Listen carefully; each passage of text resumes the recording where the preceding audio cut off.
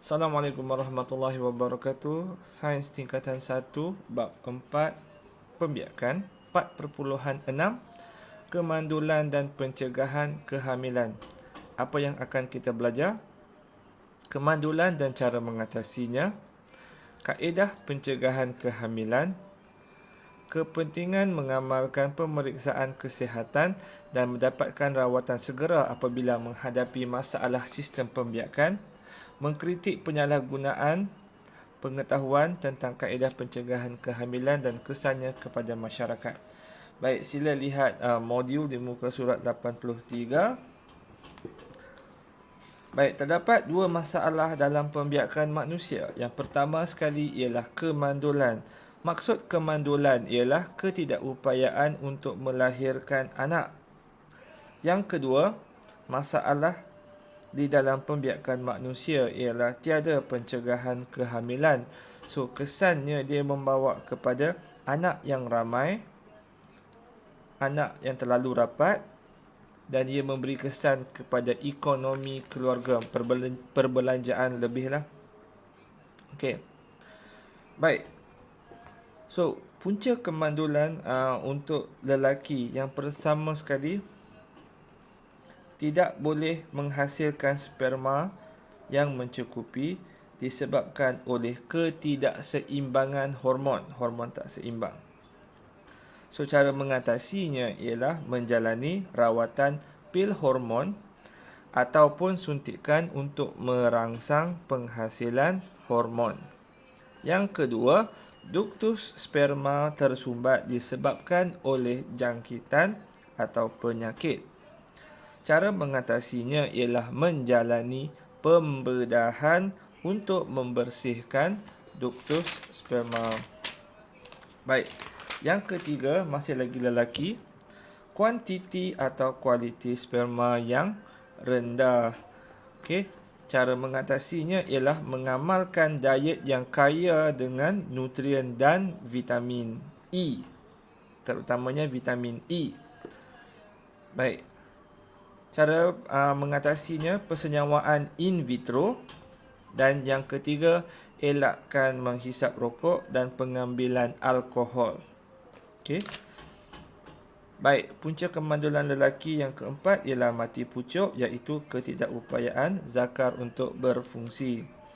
Baik, cara mengatasinya ialah menjalani pembedahan ataupun mengikut ataupun membuat rawatan.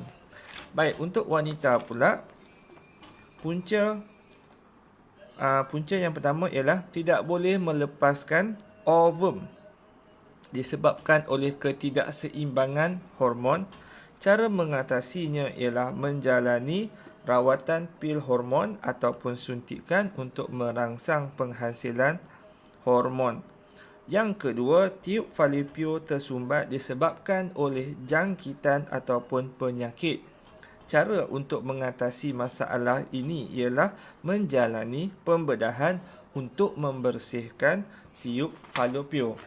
Baik, yang ketiga untuk wanita, masalah yang ketiga ialah endometriosis ataupun pertumbuhan lapisan dinding uterus yang berlebihan. Jadi dia menghasilkan darah yang terlalu banyaklah. Baik, bagaimanakah kaedah mengatasinya? Ialah dengan cara menjalani pembedahan untuk membersihkan endometriosis ini. Baik, kita terus kepada topik yang seterusnya.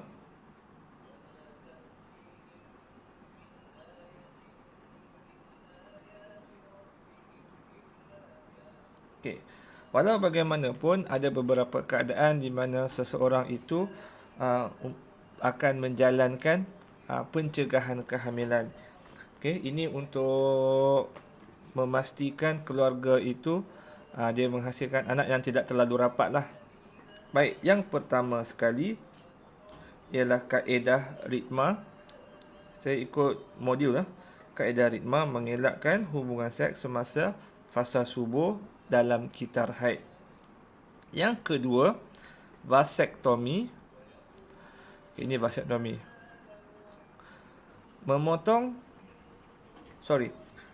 pembedahan yang memotong dan mengikat duktus sperma untuk menghalang sperma daripada dilepaskan ke dalam semen. Okey. Yang ini untuk lelaki, vaksiotomi. Next, ligasi untuk perempuan. Kedua-dua tiub ligasi pembedahan yang memotong dan mengikat tiub falopio untuk menghalang sperma daripada sampai ke ovum. Baik, yang seterusnya kondom. Okey, menghalang sperma daripada memasuki faraj. Yang seterusnya ialah diafragma. Okay, diafragma tak ada kat sini ya. Menghalang sperma daripada memasuki uterus. Diafragma ni dia lebih kurang macam kondom tapi untuk wanita. Baik, next, pil perancang ataupun pil pencegah kehamilan. Okey. Baik, menghentikan proses pengovulan. Yang seterusnya ialah IUD, alat kontraseptif dalam uterus. Okey. Alat kontraseptif dalam uterus, bagaimana digunakan? Dia menghalang penempelan ovum yang telah disenyawakan. Okey. Jadi bila ada IUD ni, dia tidak tempel dekat uterus, dia akan turun sekalilah dengan darah haid. Okay, yang seterusnya ialah spermicide. Spermicide ni ialah macam spray yang mana dia membunuh sperma.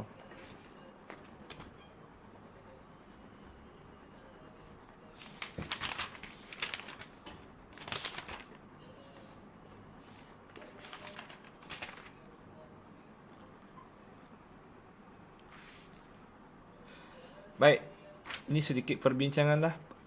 Kepentingan pemeriksaan kesihatan dan rawatan segera apabila menghadapi masalah sistem pembiakan. Jadi pemeriksaan kesihatan ini mestilah dijalankan untuk mengesan simptom awal penyakit kronik pada sistem pembiakan jika ada tanda-tanda. Baik, kanser yang melibatkan sistem pembiakan seperti kanser rahim, kanser cervix, kanser prostat masih boleh dirawat jika dikesan lebih awal. Amalan pemeriksaan kesihatan dapat mengurangkan risiko masalah kesihatan sebelum dia menjadi lebih mahal lah, kos rawatan yang lebih mahal. Baik, kaedah pencegahan kehamilan yang betul dan selamat dapat difahami dengan mendapatkan nasihat dan penerangan daripada doktor semasa melakukan pemeriksaan kesihatan. Baik, itu sahaja. Sekian, terima kasih.